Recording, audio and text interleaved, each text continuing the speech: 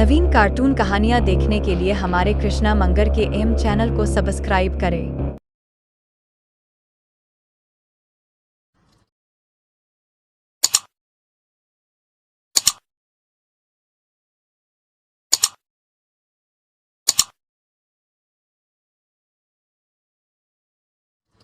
जादुई टीवी। सुनो, तुम्हारे बाबूजी तो कब के गुजर गए।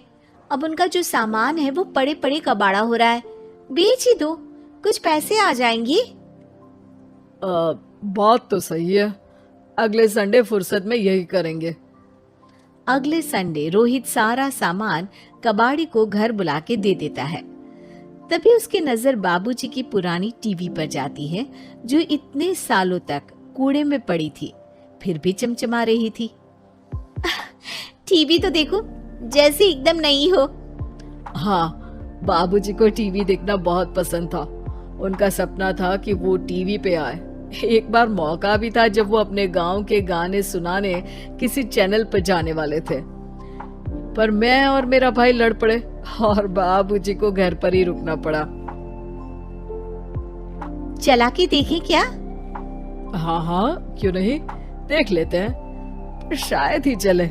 बाबूजी ने उस लड़ाई के दिन के बाद टीवी देखना ही छोड़ दिया था। टीवी चालू करने के लिए उसमें केबल वायर लगा दिया जाता है। एक न्यूज चैनल चालू हो जाती है। स्वर्ग की सीढ़ी के रास्ते हैं तीन, तीनों के तीन रास्ते हैं संगीन। पहला रास्ता है सांप की बीन, दूसरा रास्ता घर में बिछा कालीन, तीसरा रास्ता कलकत्ता से चीन।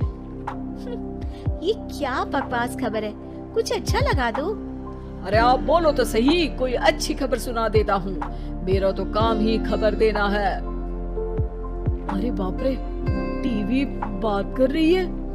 हाँ, ये न्यूज वाला मुझसे। हाँ हाँ, आपसे ही तो बात करूंगा ना, आपके घर में हूँ तो। अरे ये सपना है क्या? तुम हमसे बात नहीं कर सकते? अरे सपना नहीं भाई साहब, ये टीवी जादुई टीवी है। बोलो क्या खबर सुननी है, वरना ब्रेक लेने का टाइम आ जाएगा। सुप्रिया घबरा के टीवी बंद कर देती है। वो क्या था?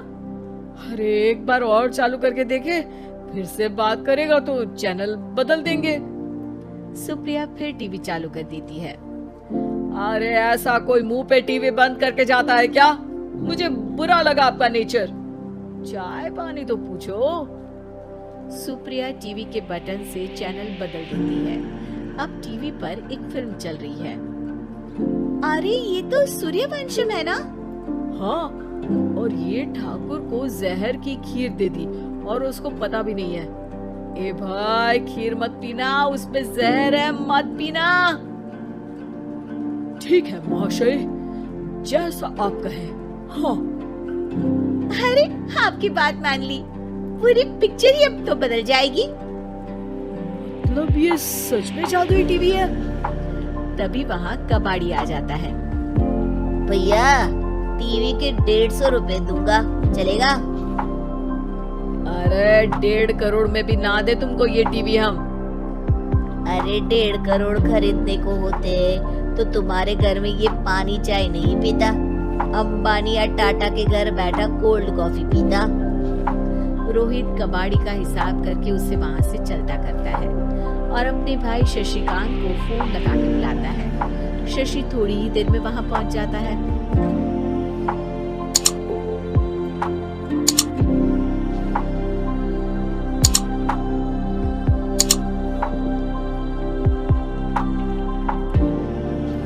क्या हो गया भैया? अरे बाबूजी का टीवी याद है? हाँ हाँ, जिसमें घुसे रहते थे हमेशा वो, और अपने को कुछ नहीं देखने देते थे। अरे वो अब जादुई टीवी बन गया है। भैया, आपकी बकवास करने की आदत अब तक नहीं गई। अरे आपके घर में बच्चे हैं, अब तो बड़ों जैसी बात करो। रोहित जाके टीवी चालू कर देता है। टीवी पर एक जादू का शो हो रहा है जिसमें एक जादूगर है। अब मैं अपनी टोपी में से कबूतर निकालूंगा।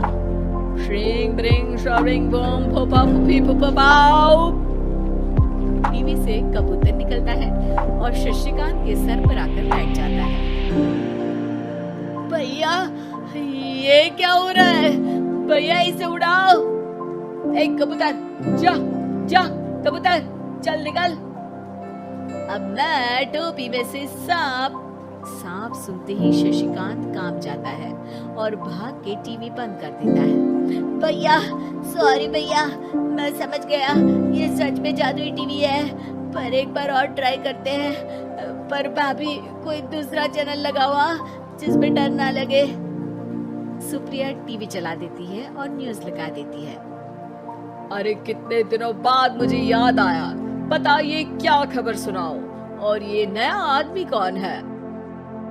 ये मेरा भाई है शशिकांत। ओह यस, वही है ना जिससे तुम लड़ लिए थे किसी बात पे और तुम्हारे बुढ़ाओ पिताजी गुस्सा हो गए थे और टीवी को संन्यास दे दिया था। हैं? तुमको कैसे पता ये सब?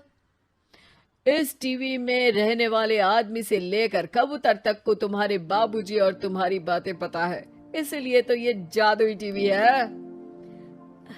ये टीवी क्या कर सकती है वैसे? तुम जो मांगो दे सकती है, कहानी बदल सकते हो, खबर बदल सकते हो, कोई चीज मांग सकते हो। अरे भैया, ये टीवी मैं लेके जा रहा हूँ। बाबूजी का लाडला तो मैं ही था ना। अरे ऐसे कैसे? मैं बड़ा बेटा था, अब तक मेरे घर में टीवी थी ना। अब तक कहाँ गए थे पिताजी के लाडले? तुम्हारी गलती का एहसास भी है। अरे भैया ज्यादा ना बोलो वरना भूल गए आपके दांत तोड़ दिए थे मैंने उस लड़ाई में। मेरी बीवी के सामने मेरी बेइज्जती करता है। रुक। दोनों भाई हाथापाई पे उतर जाते हैं। रुक, बताता हूँ तुझे कि कौन बड़ा है। अरे छोटे का दम तो देख लीजिए आप। ये खबर आपके बाबूजी को देता हूँ। तभी टीवी अचानक बंद हो जाता है। अरे शायद टीवी नाराज हो गया। और लड़ लो, आए बड़े खली बनने। टीवी से एक तेज रोशनी निकलती है और टीवी में बाबूजी दिखाई देते हैं। बाबूजी आप इतना चकरा क्यों रहा है? अपने बाप को नहीं पहचानता क्या? ये तो ऐसा ही है बाबूजी। प्रणाम बाबूजी। अरे चुप कर, तुम दोनों ही उल्टे हो। तुम्हारी वजह से मैंने टीवी में आने के सपने को छोड़ दिया, तुम्हारी लड़ाई की वजह से। और तो और, जितना मैं अपनी बीवी को नहीं देखता था उतना टीवी को देखता था, वो भी छोड़ दिया तुम दोनों की लड़ाई की वजह से। और अब मरने के बाद जब मैंने टीवी को जादुई टीवी बना दिया तो भी तुम इसका फल लेने की जगह लड़ रहे हो। अरे तुम तो लायक ही नहीं हो, अब तुमको बाबा जी का ठुल्लू भी नहीं मिलेगा। बाबूजी चले जाते हैं। टीवी बंद हो जाता है। रोहित और शशिकांत गिड़गिड़ा के टीवी के सामने हाथ जोड़ के बाबूजी को बुलाते हैं, पर टीवी सिर्फ धुआं निकालता रहता है।